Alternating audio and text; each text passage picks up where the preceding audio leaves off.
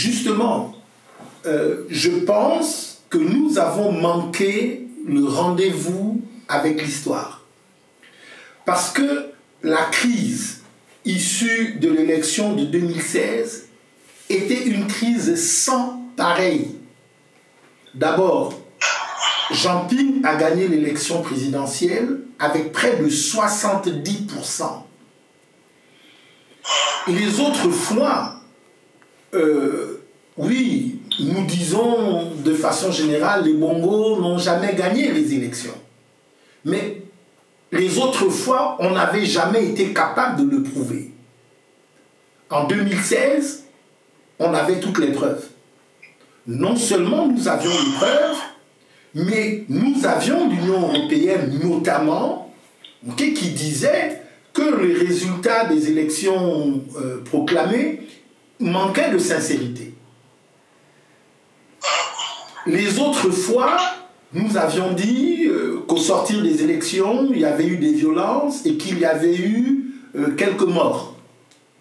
En 2016, on ne le disait pas simplement, on avait une liste de gens dont on sait qu'ils sont morts de façon brutale lors de la crise post-électorale. Au sortir de l'élection de 2016, il y avait des prisonniers politiques. Il y a eu, pour la première fois dans l'histoire de notre pays, le bombardement d'un QG. Je dis, tous ces éléments-là faisaient que la crise était à son sommet. Il y a eu, et je pense que vous le savez, Geoffroy, des interventions extérieures, des chefs d'État, des institutions, qui ont appelé à ce dialogue.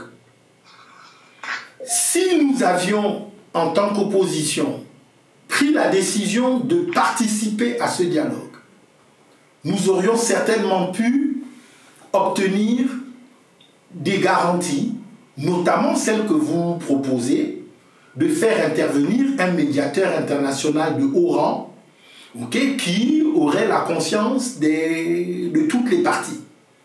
Nous aurions certainement pu, parce qu'il y avait une pression sans pareil sur le Gabon à ce moment-là, obtenir que l'Union européenne, par exemple, qui avait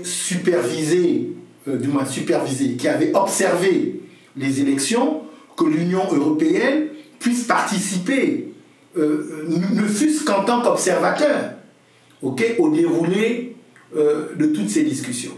Donc je dis, j'ai le sentiment que nous avons manqué un rendez-vous avec l'histoire. Nous étions en position de force et nous aurions dû utiliser cette force que nous avions à ce moment-là pour penser Gabon d'abord et faire avancer les choses. C'est difficile de vouloir construire l'avenir en regardant dans un rétroviseur. Et j'ai le sentiment, que nous avons regardé dans le rétroviseur quand nous aurions dû regarder devant nous. La posture qui a été prise à ce moment-là de dire nous ne reconnaissons pas le pouvoir usurpateur, c'est une posture que nous avons eue en 2009. Et nous avons vu en 2009 que ça ne marchait pas. Quelque temps plus tard, en 2012, Amo a dit « Si on arrive à la conférence nationale souveraine, je suis d'accord de renoncer à ma victoire de 2009. » Il dit « J'ai gagné l'élection de 2009.